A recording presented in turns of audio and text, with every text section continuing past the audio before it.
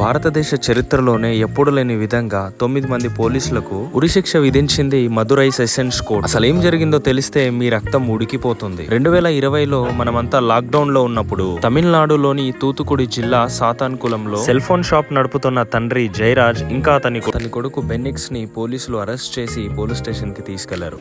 తండ్రి ముందు కొడుకుని, కొడుకు ముందు తండ్రిని నగ్నంగా చేసి రాత్రంతా వాళ్ళకి చిత్రహింస పెట్టారు. కోర్టు విచారణలో తెలిసిన మరో ఘోరమైన విషయం ఏంటిదంటే, ఆ తండ్రి కొడుకులను కొడుతున్న సమయంలో పోలీసులు ఈ విధంగా మాట్లాడుకున్నారంట. ఈ రాత్రంతా వీళ్ళతో కొట్టడం ప్రాక్టీస్ చేద్దామని. అంటే ఇక్కడ అర్థమవుతుంది, ఎంతైనా అధికారం ఉందని సామాన్య పేద ప్రజలపై ఆ పోలీసులు ఎంత క్రూరంగా వ్యవహరిస్తారని అర్థమవుతుంది. చివరికి ఏం జరిగిందంటే, ఆ దెబ్బలకి తట్టుకోలేక తండ్రి కొడుకులు 3 రోజుల్లోనే చనిపోయారు. అప్పట్లో ఈ కేసు దేశవ్యాప్తంగా కొంత చర్చకు దారితీసినప్పటికీ లాక్డౌన్ వల్ల పెద్దగా బయటికి రాలేదు. 9 మంది పోలీసులకు ఉరిశిక్ష వేయడమే కాకుండా ఆ పోలీసులు బాధిత కుటుంబానికి 1,40,00,000 జరిమానాగా ఇవ్వాల్సిందిగా కోర్టు వాళ్ళకి జడ్జిమెంట్ ఇచ్చింది. పోలీసులు ఆ నష్టపరిహారం బాధిత కుటుంబానికి ఇవ్వలేకపోతే వాళ్ళ ఆస్తులను జప్తు చేసి అమ్మి బాధిత కుటుంబాలకు ఇచ్చే విధంగా కోర్టు జడ్జిమెంట్ ఇచ్చింది. ఈ తీర్పు ఇచ్చే సమయంలో జడ్జి గారు ఒక మాట అన్నారు: రక్షించాల్సిన పోలీసులే రాక్షసులుగా మారి ఎటువంటి నేర చరిత్ర లేని తండ్రి కొడుకులను క్రూరంగా హింసించి చంపడం అత్యంత దారుణమైన కేసని.